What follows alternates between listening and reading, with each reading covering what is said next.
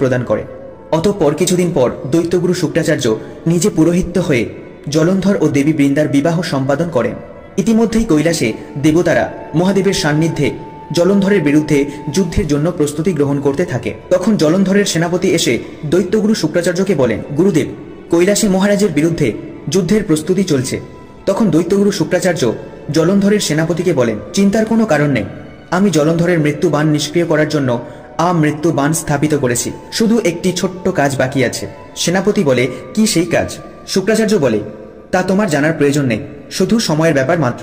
জলন্ধর ও বৃন্দার বিবাহের 2 বছর পর দৈত্যগুরু শুক্রাচার্য দেবী বৃন্দার কাছে গিয়ে বলেন, পুত্রী, তুমি বিষ্ণু ভক্ত, বিষ্ণু তোমার আরাধ্য, ভগবান বিষ্ণুর ভক্তদের মধ্যে তুমি অন্যতম এবং সতী পতিব্রতা। দৈত্যগুরু শুক্রাচার্যের মুখে এ কথা শুনে বৃন্দা জিজ্ঞাসা করেন, গুরুদেব, আপনাকে চিন্তিত মনে হচ্ছে কেন?